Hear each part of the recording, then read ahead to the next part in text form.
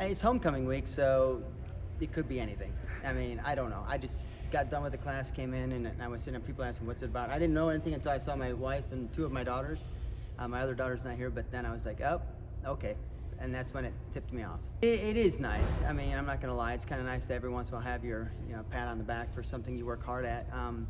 But I think the students especially, knowing them for so long and working with so many of them, that's why I do what I do. I don't do this for accolades. I do this because I like the kids. We got great kids here. I cannot complain at all about the kids in any way.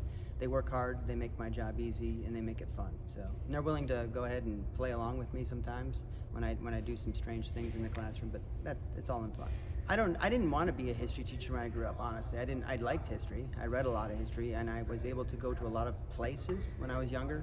I lived and grew up near Detroit, and we went out to the East Coast, Washington and Gettysburg and some of those things, and we traveled quite a bit. And I think that's really where I learned to love history, is by going places and then just reading on my own. I didn't really think about it as a career. History's always been important to teach. It's not more important now than it ever has been. It's always been important. I think perspective that these students can get is really important, and I try to do that in my classes.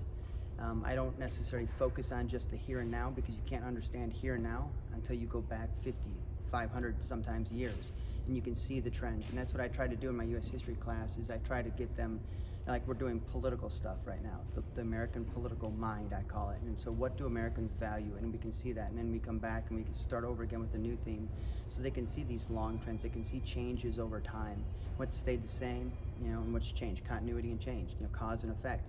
And so you can't just say, here's 2020, look what happened, here's 2021, look what, you have to go back sometimes generations, way back. In my case, all the way back to basically when people started arriving here, conflict with the natives and peace with the natives and everything through. So it's, yeah, you need it, and it's always been important, but I understand STEM is important too, but you still need to have languages and history, and give you a well-rounded education is what it is.